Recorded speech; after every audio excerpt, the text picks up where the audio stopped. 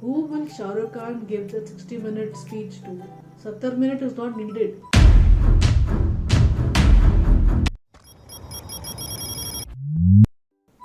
Hey guys, what's up? My name is Ashwati. Welcome back to my channel. I hope you've closed the laptops for the day and you're done with your week. And if you're in Bangalore, what is this beautiful weather? I just wanna get in bed and go to sleep. But first, review. As you would have guessed in the title, I am reviewing Saina, and I have a few thoughts about this movie. Before we get there, before we move on to the thoughts and unravel the movie, please hit that subscribe button right now. This would mean the world to me. Thank you. So, moving on.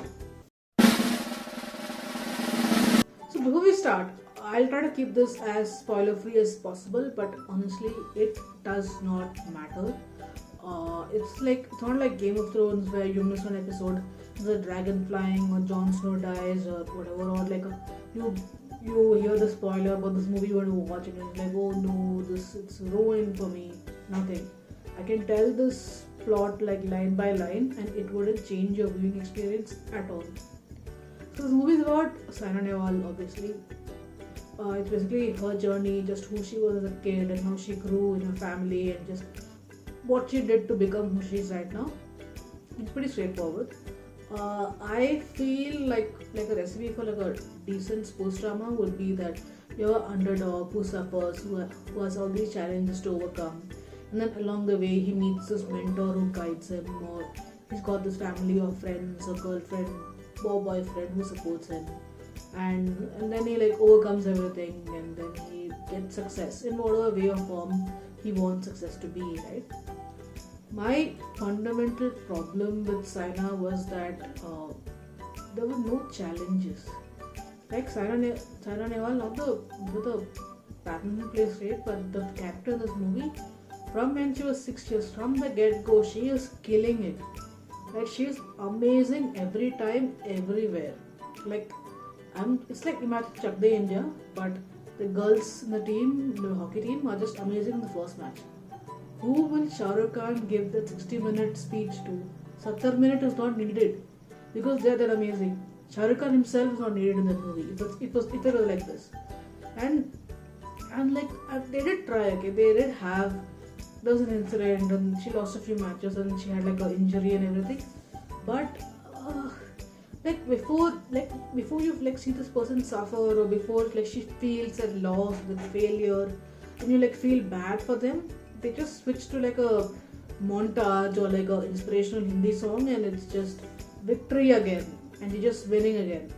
So it was quite amusing because I'm at 30 minutes, 40 minutes, 50 minutes, and I'm just like, where is the conflict? What are you fighting for? Give me something to be go, gonna go, Saina, just do this.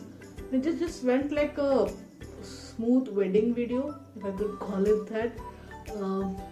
And even the trailer and even in the opening sequence, they sort of talked about how parents favor boys over girl children, and it happens everywhere, right? And how girls expect to get married when they were 18 and all of that.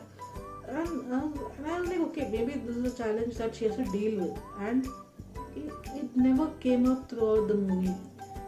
Saina's parents were super chill, super supportive. They got her everything she wanted. They pushed her, zero marriage pressure, and this whole thing was not even brought up anywhere. And I'm just like, then why did you highlight it so much? Is it just because women empowerment is in right now and it just became like a tool that you could use to make her because I'm sure Saina Nehwal, the badminton player, is an amazing woman, and she empowers other people because of her skills in her career and what she's accomplished.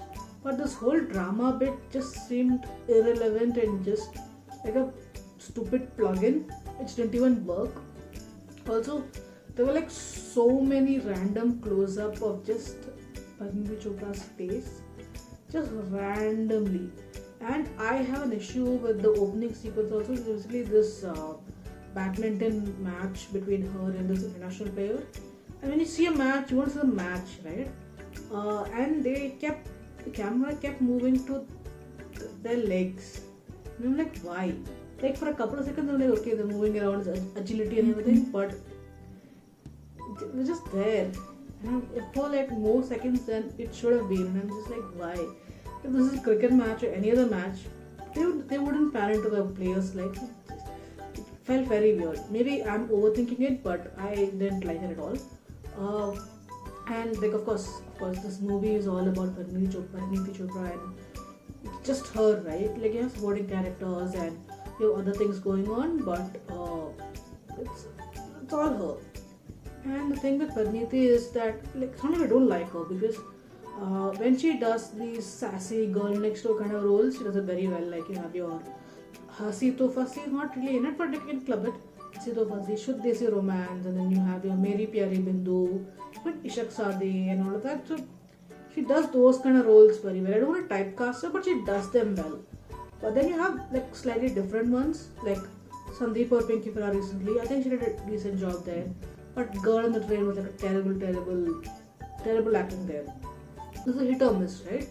And I think this movie, her acting in this movie could be considered, or no, not could be, is in the miss category.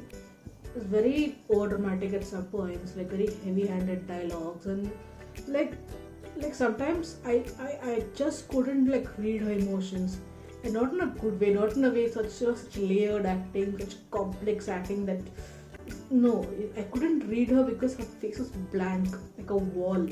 And imagine I understood what she was feeling because her voiceover is going on and telling us what she was feeling. It was just like terrible acting, and even just her reacting to bad news and everything was just terrible. I really feel that somebody else could have done a better job in representing Saina Nehwal, and probably Saina Nehwal deserved more because it's her journey, right? Uh, Besides that, like I can't imagine that the person who wrote Tare Zameen Par, I found this out later, that the person who wrote Tare Zameen Par, Amol Gupta, is the person who wrote the script. Like it's unbelievable that someone who wrote something like that could create something so hollow and meaningless. They also had these songs like the kind of songs that you listen to and you're like, huh, it's okay, but then like after that, you're like, you don't remember it at all. Please, please don't watch this movie. I've watched it for you. Just think of it like that. Like I've given you 2 hours of your life back. Like if you really want to watch Saturday Morning Story, like I'm sure there's some documentary out there, or just like go watch her old matches, or forget her matches. Go watch IPL. Like go and watch IPL right now. I do anything, but don't watch it. It's completely missable. And yeah, I wish it was better, but no.